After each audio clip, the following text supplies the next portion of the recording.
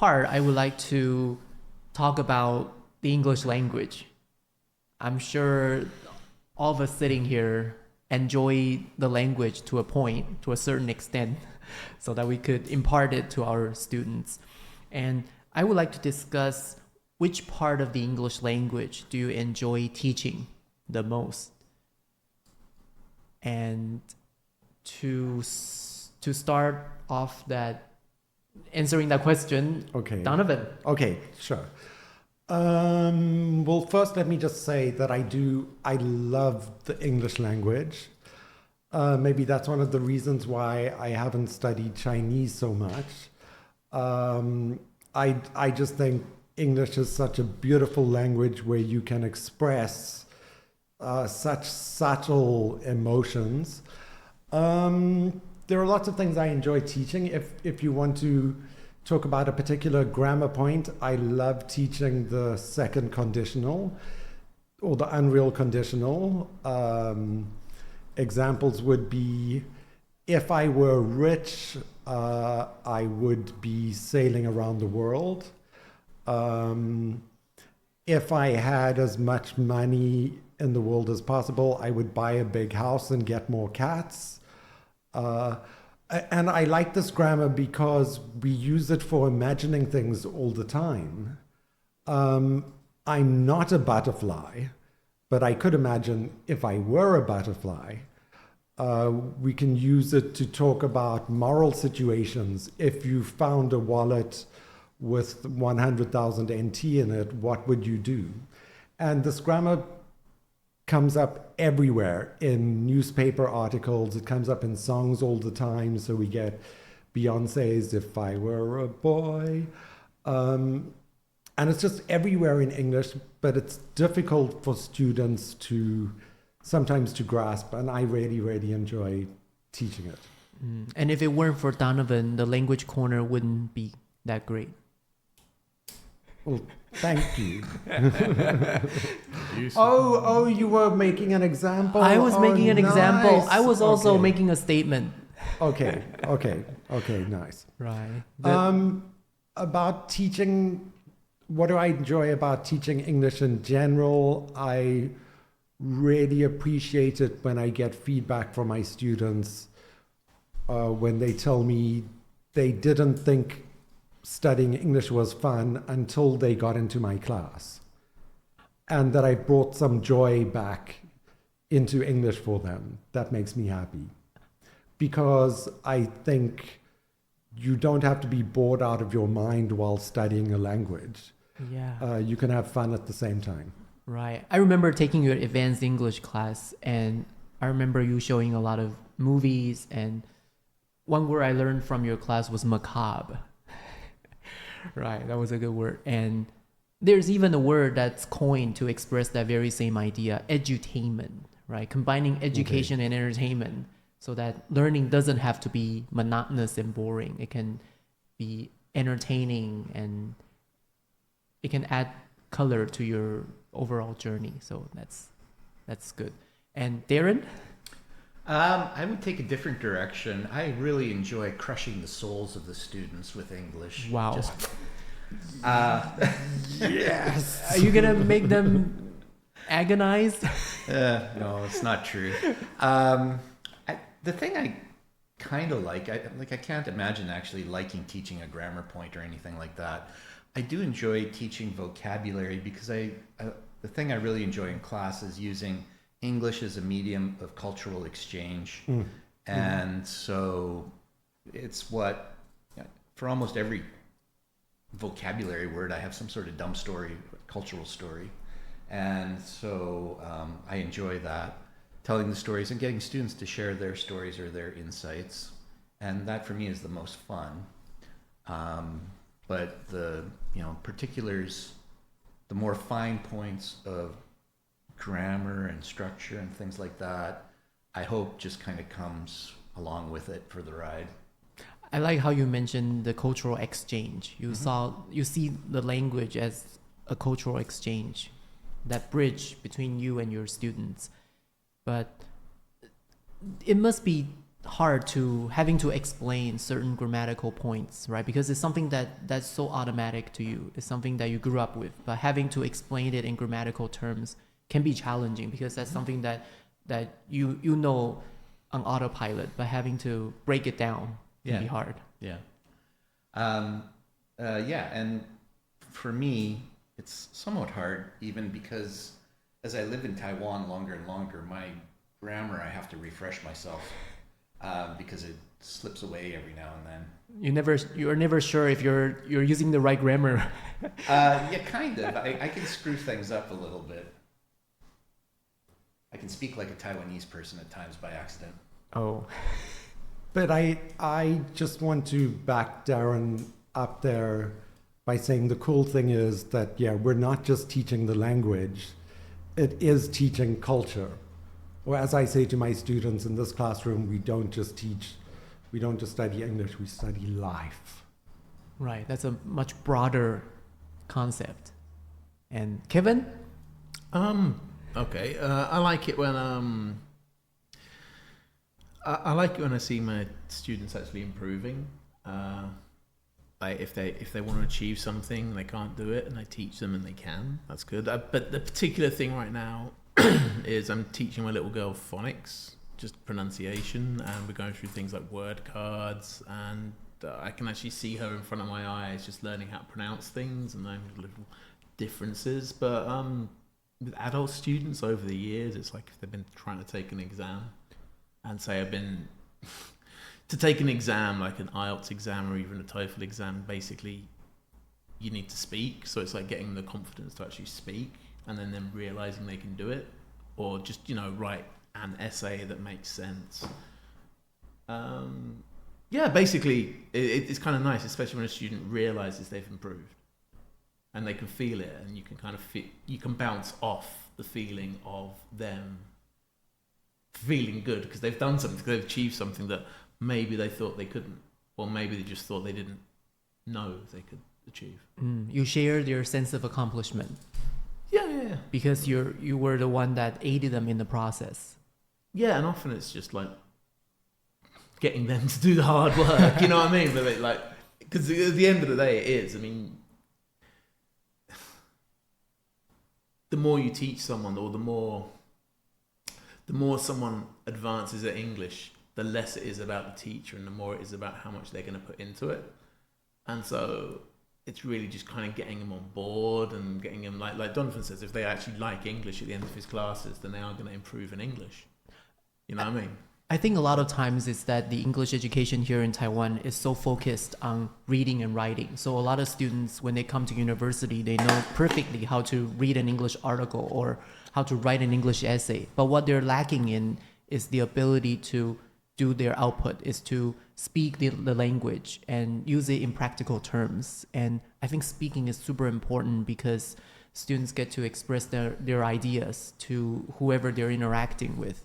And I also enjoy teaching pronunciation. I like the variety that the English language has for different parts of speech. We have analyze, yet analytical, analyst, all these subtle changes. And like Donovan said, there are nuances in the language that make it idiosyncratic. But when you feel like you have the full grasp of it, I think there's definitely that sense of accomplishment and fulfillment. And seeing students improve is also something great that we feel as educators. I can definitely agree with that. And before we close, I would like to talk about some of the tips that we have for students who are trying to improve their English. In our discussion, we talked about how a lot of students that we're helping, they are trying to better their English. They are trying to improve their English because they want to communicate better, because they want to seek further education abroad, or they want to succeed later on in life at their job and in different realms in their lives. And what are some of the suggestions that we could offer?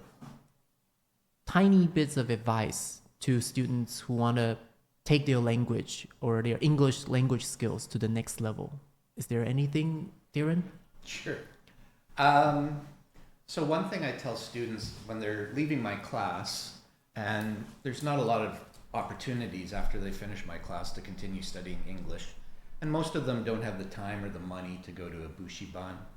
So I tell them that one of the best things they could do for themselves is to watch American or British sitcoms, and specifically sitcoms, short 25-minute comedy shows, because you can, and I tell them that they should watch it through one time with English subtitles, and stop every time there's something they don't understand, look what the subtitle says, look it up, write it down, write some sentences using that phrase or word, and go all the way through the show, and then go back and watch it again with English subtitles and see how much they understand.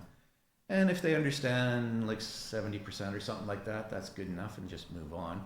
And it's a good way to acquire vocabulary and natural English. But also, this is essentially how my wife learned English.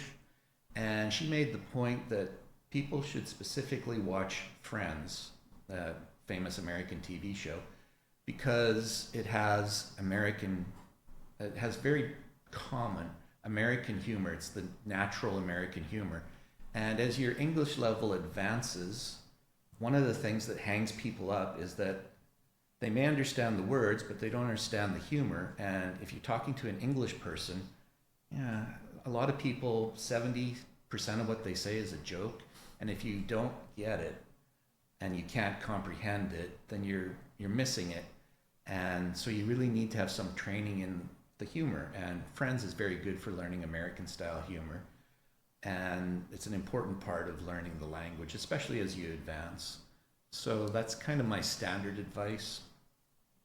I like it. And with the prevalence of the internet and videos online, you can do all this by yourself. And Sure. Friends, of course, is a classic. Yeah.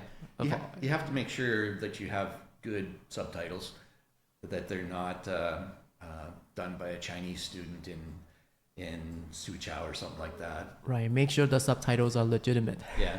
And subtitles are something that Taiwanese students are not unfamiliar with, because almost all the recorded shows and some different programs on TV have subtitles, even though, this is what I don't understand, even though the target language is already Mandarin, you still see Taiwanese speakers looking at, because they rely on the subtitles so much, even in their native language. But maybe at some point it's good to also train their listening skills to not always rely on the subtitles for comprehension. And I like how you said that they need to use the words they learn and make sentences using those words, because what people say is that if you don't use it, you lose it. Yeah. And then you come back like a week later and try watching it without subtitles and see how much you can get. It's one thing you can do if you can no longer study in a formal setting. Right, and situational comedies are good in a way, because they not only show you how the language is used in daily life, but they also add humor and that cultural element behind it. So if you choose your sitcom properly, it should show a little slice of average life, much more so than movies. And also because of the shortness of the show, it's conducive to spending one evening, when you're bored, working on your English, and you should be able to get through it one time or whatever. Yeah, that's a good tip for our students. And Kevin? Yeah, I'd build on Darren's thing, actually. Find something you like in English. Sitcoms are a good thing because they're funny. Everyone loves Friends. But it could be drama, it could be movies, music, anything you like, just in English. And there is something for everyone. Comic books, good. Find it, read it, like it. If you like it, you're more likely to learn it. Yeah, you need to have a passion for it. Yeah. Find your passion. Everyone's into something. Right. So you've just got to think, what's your passion in Chinese? There's probably a version of that in English. I know music is a big part of many people's lives. So maybe they're really into music. They can dig out a song that they really like and try to understand the lyrics and sing the lyrics. And sing along with can the really help you with things like pronunciation and just fluency. Right. And it's interesting that I once heard there's somebody who said that when British people sing a song in English, it's very American. I mean, the accent there in the song sound pretty American for some reason. Usually, yeah. Yeah, and that's something that obviously people have observed. Yeah. Okay, thank you, Kevin. And Donovan? I'm just going to build on what they said. Talking about Friends, one of the top guys, I don't know who the top guy is in BTS, the K-pop band, but when he was on a TV show, he's the one who always translates for the group because he is the one who speaks English. And he learned all of his English from Friends. And so I can just agree with what Kevin says, is you got to find something you love. My husband's English is not bad because of music, because of English songs. My friend Irene started teaching herself English from one movie that she loved. And this was back in the days before DVDs. It was VHS cassettes, which I'm sure if any of my students are watching this, they won't understand what I'm talking about. But you had to rewind the cassette. And she would just rewind and listen to the same line again and again and say it to make sure that she understood it. And it all started from one movie that she loved. So you just got to find that one thing that you love and keep going at it. When people ask me, people come to us all the time, teacher, how can I improve my English? And I want to tell them, what a stupid question. You've got the internet. You've got so many things available to you that were not available before, like streaming, like Netflix. How easy is it on Netflix to watch something with Chinese subtitles first, then English subtitles, then without subtitles? There is so much. There are also, if you even don't have time for a Friends episode, there are so many short YouTube videos teaching English or teaching British culture. Come on, if you really wanted to improve your English, 15 minutes a night, you could seriously do something. But you just have to get off your ass and actually do something about it. But talking about finding something that you love, I know one of the ways you continue to improve your English is you love your English newscast, the Taiwanese English newscast that plays every night on TV. You watch that every night religiously. And that's one of the ways that you keep your English at the level that it is. So just find something you love. Yeah, I was gonna share that, but I do follow a terrestrial news program here on the island, and it's broadcast Sunday to Friday, and it talks about current events in Taiwan primarily, but also sometimes international news. And they cover words like authoritarian regimes or collusion and different words and politics, life stories, and different topics. And that's how I keep up with the ever-evolving English world. I also follow magazine, radio programs, or TV programs.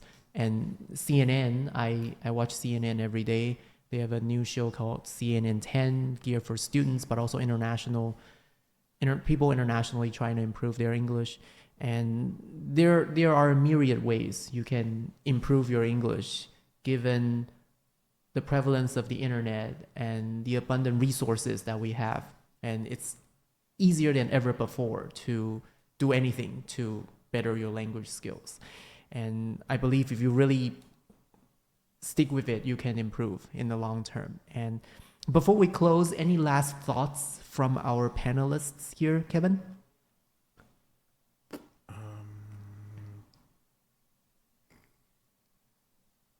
About anything? About anything, yeah.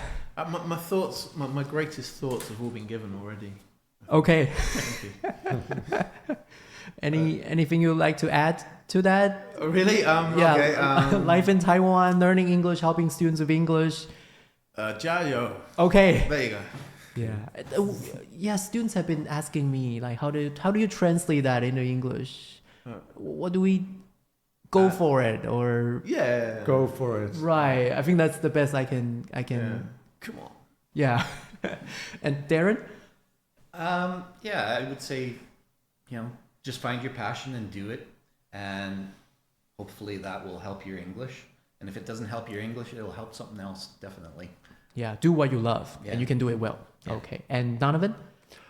I just want to, because we've just finished the new year and we're coming up towards Lunar New Year. And so I just want to wish all my students a great year of the snake.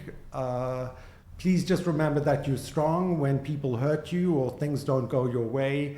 Just remember how strong you are, and just remember how beautiful you are inside. And good luck for Year of the Snake. Okay. And that's it. Thank you. Okay, great. Keep that tenacity, keep that determination, and hopefully you will excel in the year 2025. And we thank you for joining us today for our podcast. And it's been fun talking to my panelists, listening to their stories about their lives and general things living here in Taiwan. And I hope you have enjoyed our podcast. And it's my first time. It's been nerve-wracking for me. I hope I did well, and I'm sure. I hope our panelists. Thank you, our panelists, for joining us, and thank you for our audience for joining us. And we hope to see you in our next episode.